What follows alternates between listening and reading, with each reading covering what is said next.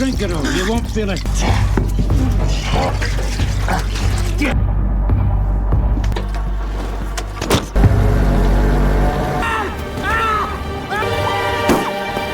The story begins with Norm, the leader of an organized group, meeting with his son-in-law Bull and other family members.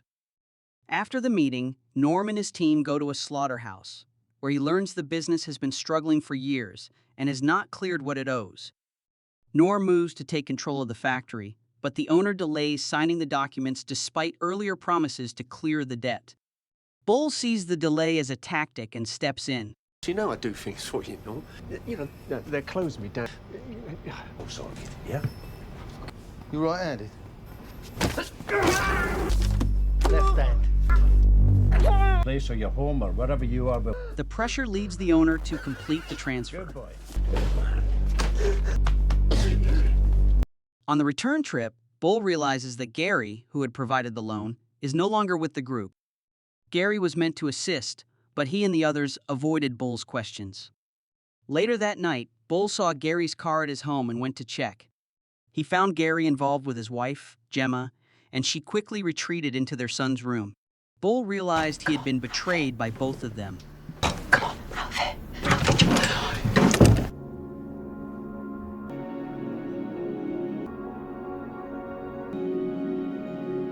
To avoid creating problems within the group, he kept the situation to himself and hid what he had seen. In the days that followed, Bull focused on caring for his son, Aiden, while keeping his situation to himself. Norm later met with him privately and said Bull was the only person he truly trusted. However, Norm also explained that because Gemma had chosen to stay with Gary, Bull had to separate from her. She doesn't want to be with you anymore. She can do what she wants. Norm removed Bull from the organization. Bull addresses Gemma and Gary and makes it clear he has known about their relationship for some time and stayed silent out of loyalty to Norm. He states that he is willing to leave the group if he can keep custody of his son, Aiden. In that case, I want let the boy. It's good if anything happened to him, I'd be really up. Norm denies the request and decides Bull is not fit to raise the child. Bull leaves the situation in frustration, knowing he has lost both his place in the group and access to his son.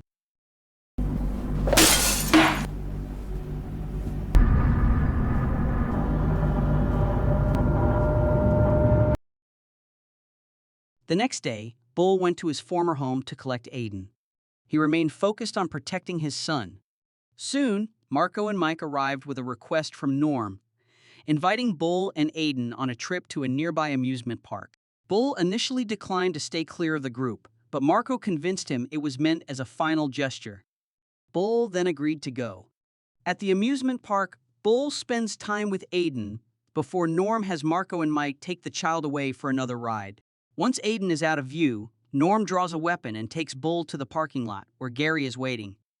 After a heated exchange, Norm strikes Bull and has him locked in the trunk, planning to discipline him for crossing the line with his family.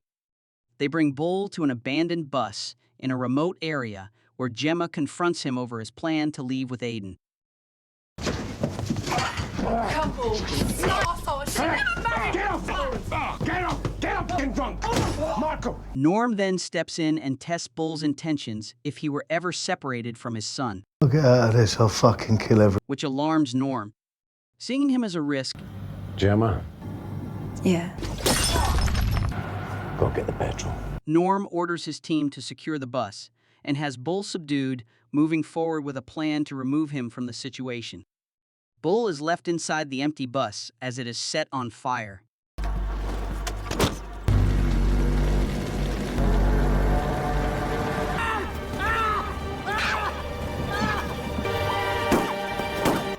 Aiden briefly sees what happens, but Gemma pulls him away and leaves the area. 10 years later, Bull is revealed to be alive and preparing to settle unfinished business. He begins his plan by taking out one of Norm's former associates, marking the start of his return. The story shifts to the home of Norm's eldest daughter, who is Gemma's sister. She is startled to find her husband tied up and then realizes Bull is standing there, alive after many years. Bull seeks information about Gemma and Norm. Where's Gemma? She claims she has not been in contact with them for years. He knows your family. I swear. But Bull holds her responsible for helping provide the bus used against him. Bull removes both of them as part of his ongoing plan. The next morning, an older Norm visits Gemma and Gary to inform them that her sister and her husband are gone. Gemma suspects a rival group, but Norm dismisses the idea and suggests it was a failed theft. At the same time, Bull continues moving forward with his plan. Bull comes across Marco's son and has him pass along a message. The boy delivers it, leaving Marco unsettled when he hears Bull's name. Realizing the threat, Marco quickly contacts Norm to warn him that Bull is active and looking for him. Norm sends Marco to meet Bull and verify that he survived the fire. Before going, Marco takes precautions at home and prepares himself. At the park, he is shocked to see Bull alive and admits that his past actions were done under Norm's direction.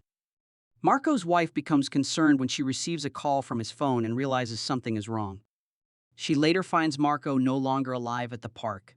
His death prompts Norm and Gary to go to Bull's mother's home, where they finally accept that Bull survived and is now targeting Norm. Norm goes to Bull's mother's home to look for him, but she provides no information. After Norm and Gary leave, Bull returns to find that she is gone. This pushes him to continue his plan, with Mike chosen as his next target. Mike runs into Bull after picking up his children and realizes that Bull has returned. Aware of his past role in what happened years earlier, Mike is forced into Bull's car. During the drive, Bull demands information about Gemma's location while Mike fears for his family. Mike cannot provide Gemma's location and points to Gary and Norm as possible sources. Bull pressures him to set up a meeting with Gary in exchange for his family's safety. As Mike works to make it happen, Bull stays with Mike's youngest child at the fairground, keeping control of the situation. Mike connects Bull to Gary and is then released along with his children. Bull tracks Gary down and meets him in a tense encounter. Bull keeps control of the situation while pushing Gary to provide information about Norm and Gemma. Gary provides false information about Gemma, which Bull does not accept. Bull leaves him injured and continues his search.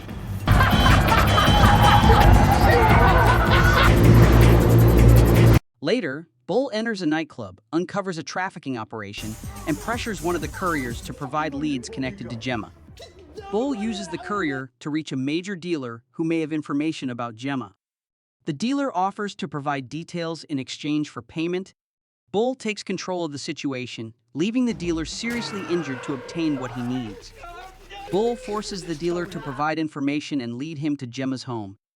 There, Bull finds Gemma and brings her under his control, requiring her to contact Norm so he can proceed with his plan. Park directly outside your house. What do you want from him? Told him we'll cut your throat if you Dad, Dad, No.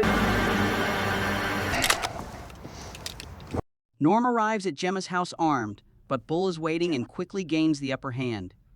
With Norm restrained, Bull pressures Gemma to provide information about Aiden's location, maintaining control of the situation as he moves closer to his goal. Bull forces Gemma to reveal where Aiden is staying and then leaves her behind. Help him, Bull, please. What the fuck? Why, Gemma? I said you don't want help him. I'm on the gear! Please. No! Get off him! You killed him! Bull finds Aiden under a downtown bridge and takes him to a nearby church. At daybreak, a deputy arrives at the church to look for Bull. Deputy Cheryl, who is Bull's former mother-in-law, arrives at the church and finds Aiden unconscious. Believing Bull had been gone for years, she becomes wary when she realizes he is involved. She questions his return while Bull makes it clear his focus is on Aiden's safety. Cheryl understands that Bull survived the incident from years earlier and has returned to protect Aiden. Bull leaves Aiden in her care and departs to continue his plan, bringing this chapter of the story to a close.